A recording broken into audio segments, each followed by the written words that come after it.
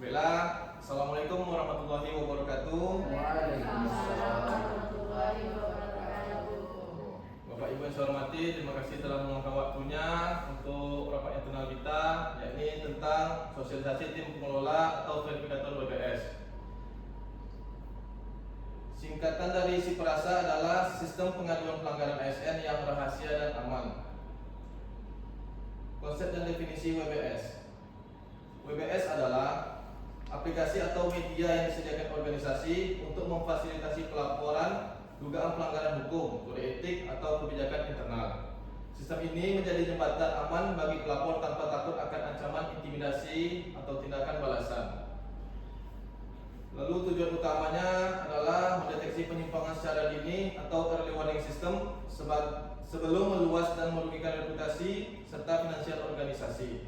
Ini mendukung iklim kerja yang beretika, transparan, dan akuntabel di semua lini.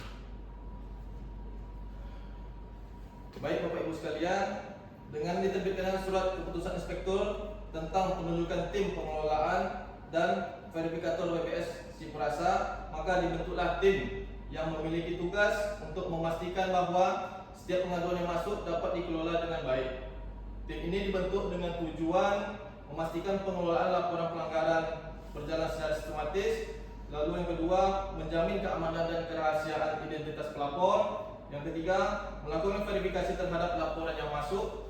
Yang keempat, memberikan rekomendasi tindak lanjut berdasarkan hasil penelaahan. Dan yang kelima, mendukung terciptanya lingkungan kerja yang berintegritas dan bebas dari pelanggaran. Dalam SK tersebut telah ditetapkan susunan tim mulai dari project sponsor, project leader, tim verifikator, dan anggota pendukung. Mengapa SIPRASA itu penting? Berdasarkan Peraturan Bupati Kampar Nomor 8 Tahun 2026 tentang penyelenggaraan pengaduan pelayanan publik dan pengaduan berkadar pengawasan, kita diwajibkan untuk membangun sebuah mekanisme penanganan pengaduan atas pelanggaran yang berindikasi tindak pidana korupsi atau pelanggaran disiplin yang dilakukan oleh ASN di lingkungan pemerintah Kabupaten Kampar. Saluran pelaporan konvensional atau datang langsung ke kantor seringkali membuat pelapor merasa tidak aman. Oleh karena itu, melalui surat keputusan inspektur ini, kita secara resmi mengoperasikan saluran WBS SIPRASA yang menjamin kerahasiaan identitas pelapor secara mutlak, aman, dan terpercaya. Dalam pelaksanaan operasionalnya, berdasarkan lampiran 1 SK Inspektur, tim kita terbagi menjadi 4 struktur utama dengan pembagian tugas yang sangat spesifik, yaitu yang pertama, project sponsor yang digawangi oleh PLT Inspektur, yaitu Bapak Muhammad Irsyad. Yang kedua, Inspektur Pembantu 5, yaitu Bapak Reynold. Dan yang ketiga, PLH Kasubag Administrasi dan Keuangan, yaitu Ibu Hayu Atina. Peran beliau-beliau itu adalah memberikan arahan strategis, regulasi, mengawasi kepatuhan, kerahasiaan identitas, serta mengambil keputusan akhir atas rekomendasi pengaduan. Yang kedua, project leader diamankan kepada saya sendiri. Tugas utamanya adalah memimpin dan mengendalikan operasional harian, memantau dashboard masuknya aduan pada spreadsheet, membagi tugas penelaahan, serta menyusun laporan berkala ke project sponsor. Yang ketiga, tim verifikator yang beranggotakan para auditor pertama dan PPUPD pertama, yaitu Saudara Fadil Hidayat, Saudari Bunga Angela, Saudara Muhammad Firdaus, dan Saudara Danang Fatih Hidayatullah. Rekan-rekan verifikator bertugas mengunduh bukti, melakukan analisis kelayakan substansi tanpa melihat log data pribadi pelapor untuk menjaga anonimitas si pelapor, membuat kertas kerja penelaahan, dan memberikan rekomendasi laporan valid dan atau tidak validnya.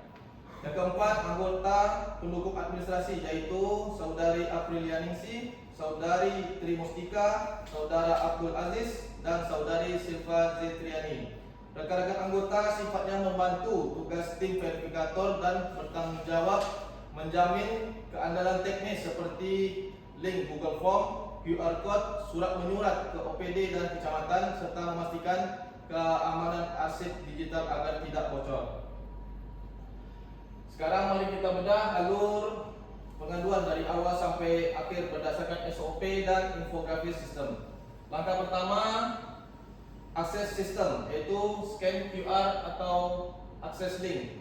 Pelapor baik masyarakat umum maupun sesama ASN mengakses saluran Siprasa melalui website resmi Inspektorat, yaitu inspektorat.kamparkap.go.id, atau kemudian bisa melakukan QR code yang telah disebarluaskan ke media sosial dan seluruh OPD dan kecamatan. Langkah keduanya, mengisi form pengaduan. Pelapor mengisi formulir pengaduan digital. Di sini, identitas pelapor bersifat opsional atau rahasia.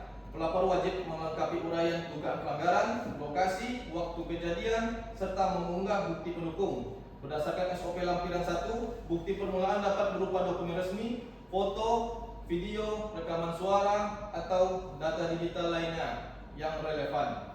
Langkah ketiga, laporan diterima sistem. Begitu pelapor menekan tombol kirim, laporan secara otomatis masuk dan tersimpan dengan aman ke dalam database spreadsheet terinskripsi.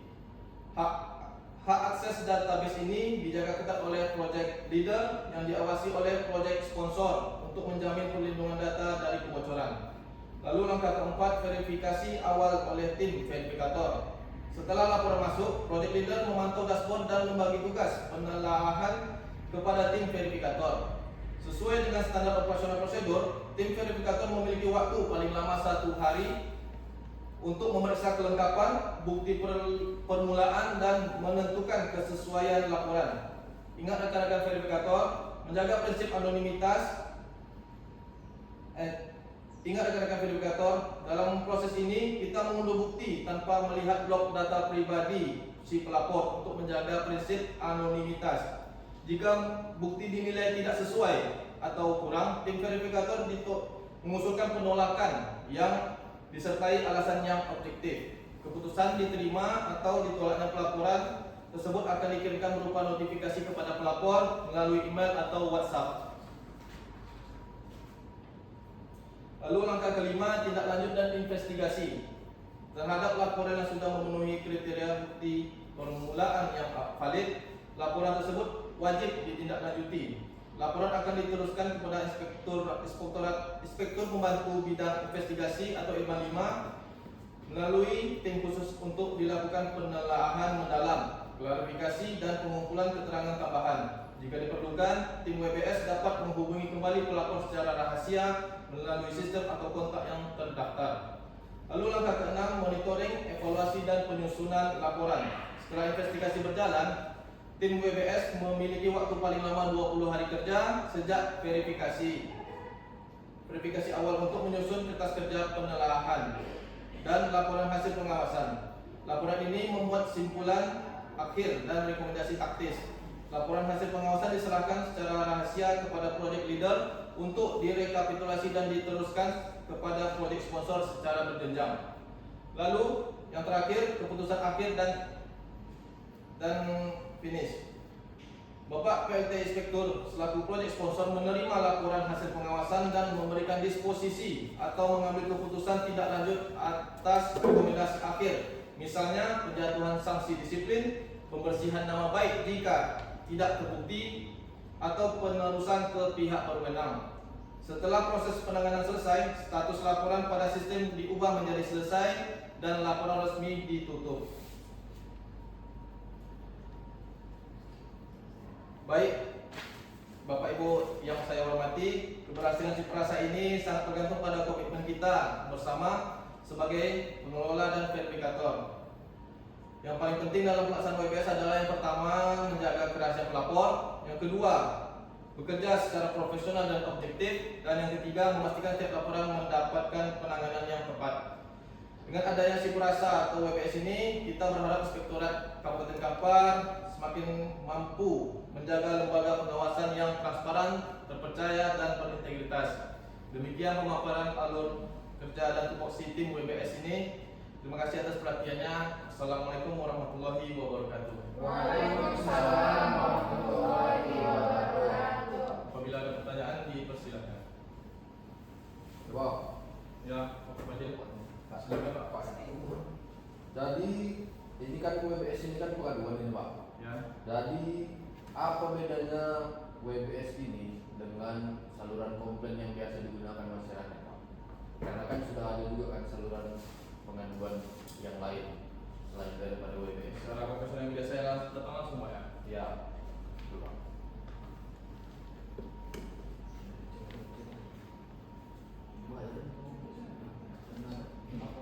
Baik, ada pertanyaan lagi? Satu lagi? Cukup dua aja Pak ya. Ada pertanyaan lagi? Ada Pak, satu lagi Pak. Akan nggak dong? Baik, Bu.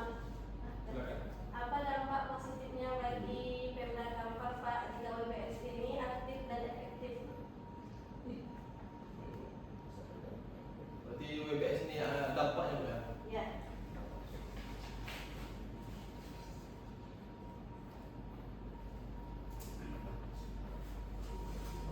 Baik, saya akan menjawab yang pertama mungkin pertanyaan Bapak Fadil. Apa bedanya WBS dengan kontak saran? Kontak saran yang atau saluran yang profesional Pak ya? Perbedaan utamanya terletak pada tingkat keamanannya Pak. Tingkat keamanan, kerahasiaan, dan fokus masalahnya. Itu kotak saran itu biasanya digunakan untuk keluhan umum, misalnya fasilitas kantor kurang nyaman atau pelayanan yang kurang ramah, dan alur datanya seringkali bisa diakses oleh banyak orang. Tetapi kalau saluran sistem ini Pak dirancang khusus untuk penanganan pelanggaran berat Pak.